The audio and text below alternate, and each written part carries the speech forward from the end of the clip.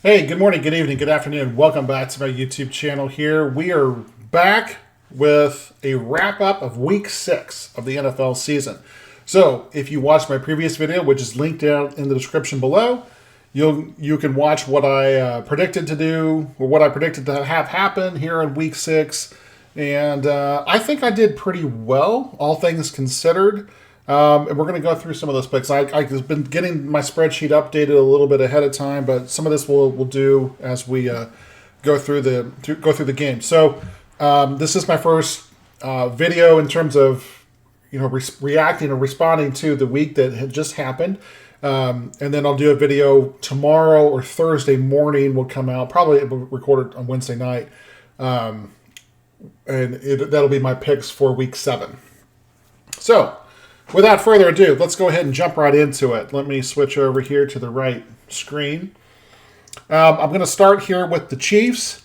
The Chiefs beat the Broncos 19-8. This game was not as close as the 11-point victory would seem to indicate. It was a much bigger score than that. The Chiefs just couldn't get the ball in the end zone against a Denver defense that was very steadfast on playing zone inside the 10-yard line. Which, when you play zone, you have a 12th defender, the back end zone line, and the Chiefs, for whatever reason, they were trying a lot of trick plays there in the red zone, especially inside the 10, which what Marty Schottenheimer used to call the gold zone, and they couldn't punch it in. Just only one touchdown on the game, 4 field goals. Of course, they could have had another field goal, but they did that weird fake and turn it over on downs. It was a very strange game. The offense actually moved the ball well. People talk about, in the response to the game last Thursday of how the Chiefs' offense is struggling. The only thing that really struggled in the game was the Chiefs' scoring offense. The offense actually moved the ball well. Rashee Rice actually had a big game. When I say big game, he had a good game. He had 4 catches for 72 yards. I think he started to come out of his shell a little bit. He had 4 targets, 4 catches, means he had no drops, which is a positive sign for Rashee Rice, as he tries to maybe fill that void that was vacated when Juju Smith-Schuster left to go to the New England Patriots. Boy, what a terrible decision Juju made to go to the New England Patriots and Mac Jones. It's just what an awful football team they are. So I did bet the Chiefs to win this game. So I've been. My pick was the Chiefs to win, and of course I'm making a point spread picks as well. I'm going to maybe reconsider this in the next day or two, how I'm tracking this. But regardless, for this sake of this video, you'll see where I'm going with this. So I picked the Chiefs to win, and I picked them to cover the 10.5 points, which they did. They won by 11. So I'm 1-0 in my picks, 1-0 against the spread. All right, let's move on to the next game. Baltimore and Tennessee. So I do want to get the kind of the box score up here so we can kind of take a look at it. I want to point this out. Ryan Tannehill, Malik Willis came in to relieve him. He only threw 5 passes.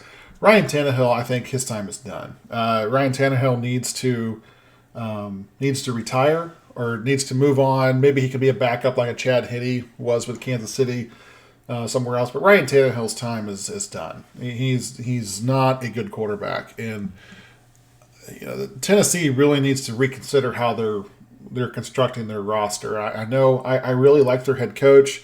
I think Mike Vrabel's an excellent head coach. I just don't like their roster construction, and they spend a ton of money on what was his name? DeAndre Hopkins. Yeah, they spent a ton of money on DeAndre Hopkins this offseason, and he's done absolutely nothing for them. So, disappointing for the Tennessee Titans. The Baltimore does get back in the win column here. They win by 8. Of course, I had them winning the game here, and they covered the 4-point spread, so 2-0 as well. So we good on our first 2 picks. What's going on here? Where's the ribbon at the top of the page? Weird. Maybe I'll just click on. Here we go. We'll just do this. Commanders and Falcons. All right, so Obviously, Washington, same score as the previous game there, 24-16. Washington didn't play tremendously. I think their defense actually stepped up. But again, when you're playing Desmond Ridder, all you have to do is just not make mistakes, and eventually, he's going to make a mistake. And I guess I overestimated what the Falcons were going to be able to do. I thought they would focus maybe on running the ball more, but Desmond Ridder just makes too many critical errors when the game is on the line. He didn't last week when he led a game-winning field goal drive against the Texans. And perhaps it was me overestimating, his leadership abilities in that game.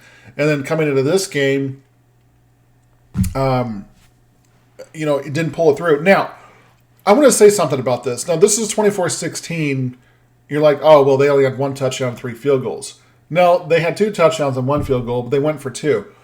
There's this new trend in football. Well, the analytics community will say if you're down by 2 touchdowns, you're like they were down 24-10, Atlanta was, and they got a touchdown to pull within 24-16. Instead of going for an extra point to pull within 7, they went for 2. Because then the thought is, I'm going to need another touchdown anyway. I might as well go for 2 now. And if I get it, then I can go for 1 next time and we'll take the lead if we score a touchdown. Or if I miss it, we can go for 2 and, then just to tie the game. And you're like, well, if you miss it once and you miss it twice, now you're down 2 points. The theory behind this is that 2-point conversions are about, the success rate on most teams is about 55 to 60%. So if you're going to have to run 2 regardless, you should make one of them, right? So at the very least, you're going to tie the game. You're going to tie the game anyway if you kick 2 extra points. So the thought process is, might as well go for 2 and try to be on the right side of that coin flip, and then the second time you can kick an extra point and take the lead. All that being said, your defense has to stop the other team who's already up 2 touchdowns from scoring anymore as well. Well, the Falcons did that, which is why there was an 8-point gap here between Washington and Atlanta. And I'm not sure how I feel. I understand the math behind it. I'm not sure if I'm quite there yet. We'll see. But like I said, I do understand the math there. But in this game, I did pick the Falcons to win and to cover the 2.5, which they did not. So I lost on both the pick and against the spread. Same thing with the Bears. Holy cow. The Bears. My thought process by picking the Bears in this game, who were the underdog, and I picked them not only to cover the spread, but to win the game outright. I did this based on Minnesota. There's a lot of turmoil there. They just lost Justin Jefferson for at least a month, and Justin Fields has started to look a little better. Well, the problem was Justin Fields broke his thumb, I guess he didn't technically break his thumb, but hurt his thumb, and he's going to be out a significant amount of time. And Chicago just doesn't have a viable backup. Matter of fact, I don't even know who their backup is. Before I say he's not a viable backup, let's actually look to see who played. Tyson Bagent. Does anybody know who Tyson Bagent is?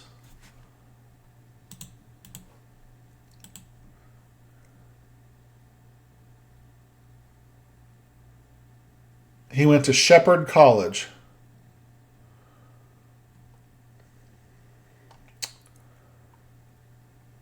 Okay.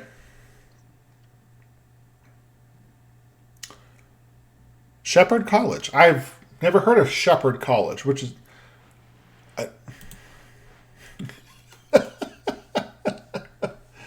Tyson Bagent. Okay, whatever. Out of Shepherd College. You can't tell me there's not someone better than him to back up Justin... Whatever. I missed this pick. Now I'm 2-2 for the week. Seattle and Cincinnati. Let's go to a game that frustrated me to no end. Not so much. I mean, I don't like the Bengals as being a Chiefs fan, but this game was painful to watch. Cincinnati, actually, neither team deserved to win this game. Cincinnati they are the byproduct of some of the most incredible luck, though. Their whole 2021 playoff run to the Super Bowl was predicated 100% on luck. It was just awful what they were able to do, and some of the fortunate things that went their way. In all three of their playoff games leading up to the Super Bowl. And maybe they get a little bad luck, and maybe it's a little bad officiating in the Super Bowl against the Rams. Maybe a little bit. But again, I don't think they should have even been there. They never should have, they honestly shouldn't have even beaten the Titans. Again, going back to Ryan Tannehill being a terrible quarterback, this guy, well, look, I've been over that topic many times. We don't need to rehash it here. Let's talk about this game. The Bengals, the Seahawks had every chance to win this game. And Pete Carroll, I think, made a major critical error. His defense was stopping the Bengals. They really had Joe Burrow muddled and had him bottled up there, especially in the fourth quarter. And all they did, when they had a fourth down, they could have kicked a field goal to pull within 17-16. Because they were down 4 points, but he decided to go for it on fourth down. We still had 3 timeouts plus the 2-minute warning. He had 4 stoppages of the clock still left with about 3 minutes to go in the game. I don't understand why he didn't kick a field goal there. I mean, if your defense can't make the stop and you lose by 1, okay, but again, going for it on fourth down from where they were on the field. Here, let's actually see. Let's look at it here. It was this right here. Okay, so I guess it was 2:08 left. Okay, so it wasn't 3 minutes left. It was 2 minutes left. But still, they were 4th and goal at the Cincinnati 6. Okay, so it was a little further out. But Geno Smith took a sack. I mean, look at this drive chart here. He took 2 sacks. 1st and goal at the 7. Sack. Negative 12 yards. And then on 4th and goal, sack, negative 8 yards. They had the ball at the 7/6 yard line twice on that drive, and Geno Smith took 2 sacks. And people want to call him, the comeback player of the year last year. Geno Smith is still the same guy he's always been. He has very little pocket awareness and just running into sacks in that game. I mean, Cincinnati's defense is not bad. I mean, they're actually a pretty decent defense. But it was just really, really pathetic what Seattle ultimately didn't do down the stretch of that game. Really didn't put themselves in a position to win. If they had kicked that field goal, and look here, I mean, obviously, 3 plays, 4 yards, and punt by the Bengals there on their second to last possession. Well, pretty much their last possession because they just kneeled it out. And then Geno Smith here at the end of the game, I mean, he got them to the 11-yard line, incomplete pass, and then they ran the ball inexplicably for 2 yards on 2nd and 10, and then 2 straight incompletions into the end zone. These guys could have been in a position to kick a game-winning field goal with no time left, and they would have won.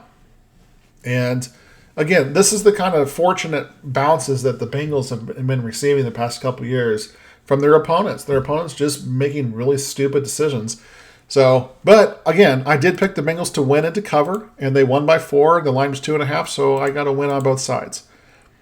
All right, let's move on to the 49ers and Browns. The 49ers suffered their first loss of the season to the Cleveland Browns. People will talk about the officiating down towards the end of the game. Look,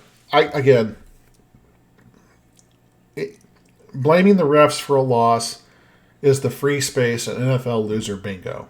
Okay, stop blaming the refs for losses. Look, if you're going to play a 2-point game, there's plenty of other things that you should have done differently. Brock Purdy was not good in this game. I'm not going to say he was exposed. I think Brock Purdy has always. I think he's been really good. I really do. He's been really, really good. Obviously, this is the first time he's lost a game that he's in the regular season, going back to last year as well. Some of that's a product of the schedule, but I mean, look, he's played well and he's had a good team around him. You can't fault him for that. I don't think he's a top 10 quarterback, even though some people were talking last week like he should be the MVP of the league through 5 weeks. I disagree with that completely, but hey, everyone's entitled to their opinion. Brock Purdy had a very bad day against one of the best defenses in the NFL in the Cleveland Browns. So again, it's hard to fault him for that. He played a really good defense, but you know what? Sometimes great quarterbacks, they take advantage even of great defenses. Like, look what Patrick Mahomes did against the Eagles in the Super Bowl last year. Look what also Mahomes did against the 49ers in the Super Bowl back in 2019. You know, a great quarterback will find a way to get it done. And Brock Purdy obviously fell way short of that. Now, the counter argument is that, he was missing McCaffrey, he was missing Samuel. But George Kittle was on the field. How come George Kittle only had 1 catch for 1 yard? How come George Kittle was just shut out and couldn't do anything? Look, this goes back to, Kyle Shanahan, I think, mismanaging and identifying who the right quarterback needs to be for this team. Now, I'm not here to tell you that Trey Lance should be that guy. I do think Trey Lance was maybe given a little unfair shake there and not really given an opportunity to succeed. People say, well, he had a chance to succeed, and he played a bad game, and then the next game he got hurt. So we're going to base his whole career off 1 game? I mean, come on.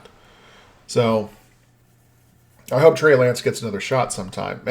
Maybe Trey Lance will never amount to anything in the NFL. But we've seen, like Brock Purdy, we've seen quarterbacks like this that kind of come out of nowhere that ultimately have nothing. Gardner Minshew, which we'll get to him later, he reminds me of that too. When he was playing for Jacksonville several years ago, and now he's a backup for Cleveland or for Indianapolis, which honestly he's probably the starter now with Richardson being out for the year now. But anyway, so to my pick on this game, I picked the 49ers to win, so I missed that, so it dropped to 3-3. But I did the line on the line. I did pick the Browns to cover. So this is where I think I'm gonna how I'm gonna do going forward. I think what I'll do is I'll just do one instead of picking like who's gonna win and then picking the spread. I'm just gonna make one pick, so it's not confusing, and so I don't have this thing where I was half and half on the same game. But I did pick the Browns to keep the game within 7 points, and obviously since they won, I did win against the spread there. Next game, the Dolphins and the Panthers. This was a game where bettors were cursing themselves. Well, actually, I saw a line that there were some lines at 14. Again, I said I'm going to lock mine in on Wednesday nights for what ESPN says, and it was at 13.5 on the Wednesday night. But I think it actually finished at 14. Let's see if it actually says here.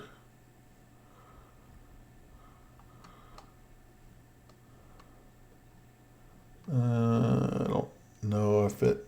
Yeah, line, Miami minus 14. So the line moved by 0.5 point. But again, I locked it in at 13.5. It ultimately didn't matter. The Dolphins ran away and hid in this game and won by 3 touchdowns. But there was a pick six that pulled the Panthers to within 14 points. And it was late in the game. And then if the Dolphins had decided just to sit on the ball, there would have been a lot of bettors that would have been very, very unhappy. If you remember back to my video, I was really contemplating taking the Panthers and the points on that, just because that's a big number. But the Dolphins are a very dynamic offense, and they should definitely, a team like Carolina who hasn't won a game yet and probably will only win 1 or maybe 2 games this whole season. A team like the Dolphins should definitely take advantage of them. Not much to say here. One on both of the picks with this game. All right, let's go to Colts and Jaguars. This was a game, again, I called this one exactly right. I said this was a 4-point spread here for the Jaguars. I said that was ludicrous at the time when I made my video last week. And I knew that this was going to be a blowout for the Jags. Now, I don't know if Richardson was supposed to play in this game or not. I'm pretty sure Gardner Minshew was going to be starting and playing. Now that Richardson's definitely out for the season, I don't think he got into the game. I guess we have the box score right here, Matt. We can look at it. No, he did not. Look at Minshew threw 55 passes in this game, 3 interceptions, 60 rating, 22.8 QBR. Look, Gardner Minshew is not a good quarterback, and I think the Colts, who had a couple things go their way the first couple of weeks of the season, I think they're going to really struggle down the stretch. And I look to them to only win 5 or 6 games this year. What Jacksonville has to worry about is, Trevor Lawrence did get banged up in this game. We'll see what the injury reports and how this week in practice progresses with him. But I tagged this one as a game where I thought the Jags were going to blow the Colts out, and they sure did. They won by 17 points. It's a 3-score win. So moved to 5-3 here and 6-2 against the spread. One of the upsets I picked the Texans to beat the Saints, and that came through. I will tell you right now, I didn't watch a lick of this game, and I didn't watch a lick of the highlights either, so I can't tell you much about this game other than I was right in my pick. So, and that's where I stopped because that was the noon games, and I haven't updated the rest of this past it. All right, but I did win my pick 6-3. Now against the spread, I'm 7-2. Okay, now to the late slate of games, the Raiders and the Patriots. Now this game, I believe the line was still 3. Can you imagine? Now Nick Wright actually picked the Patriots and the points in this game when he made his pick. And I'm sitting there now. I didn't have money on the games or anything like that, but I was trying to treat it like I did have money on it. And when I saw that New England failed to score, and then the Raiders got the ball back, and they could just basically... wait a second.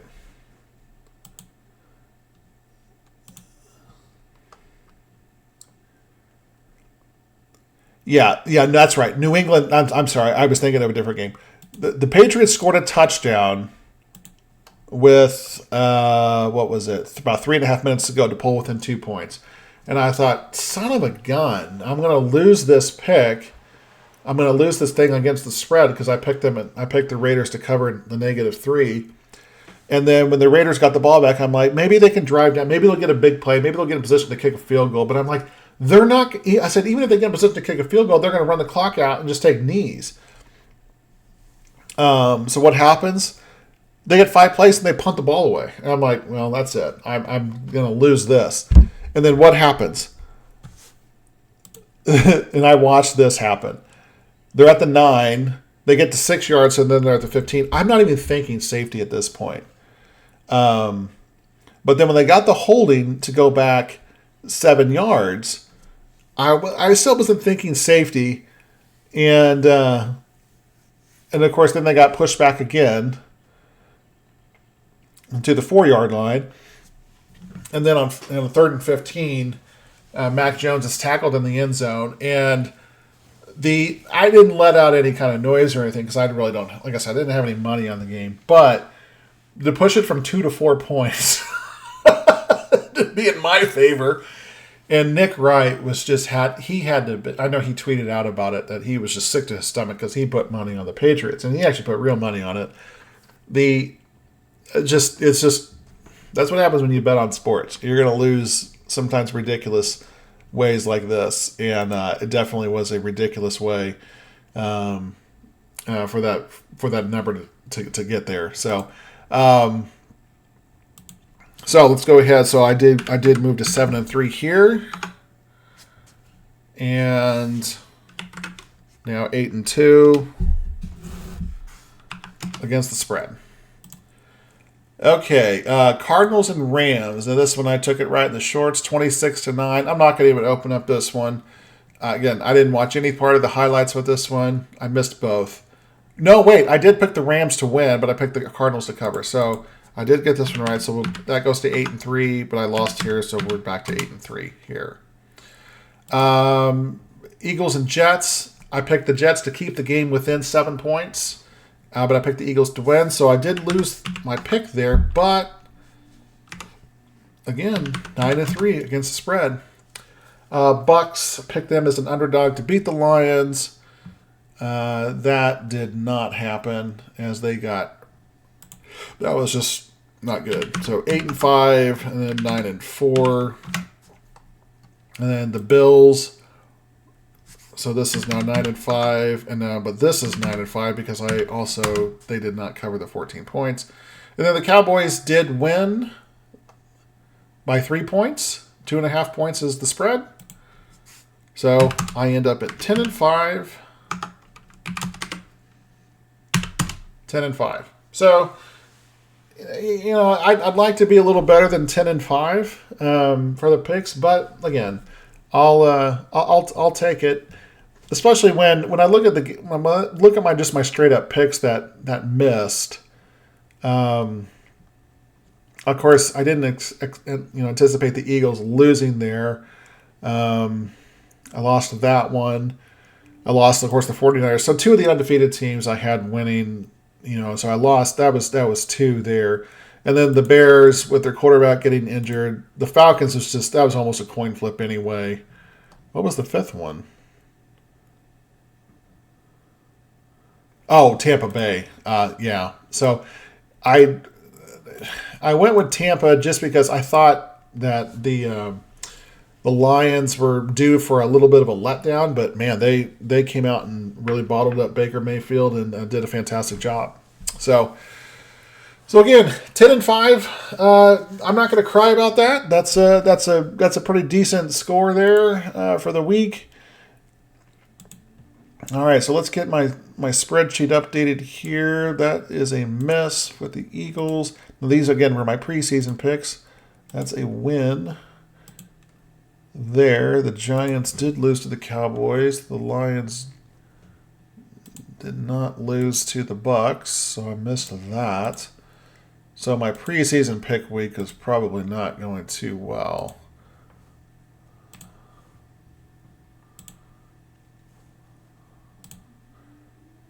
That's good there. Cardinals did lose, so I got that one right.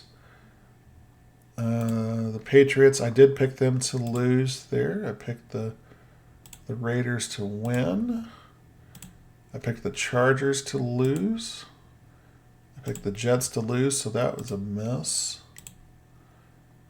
Picked the Bills to win, so I got that one right. Okay.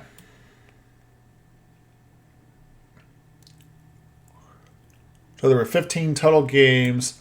So 15 on each side. So 1, 2, 3.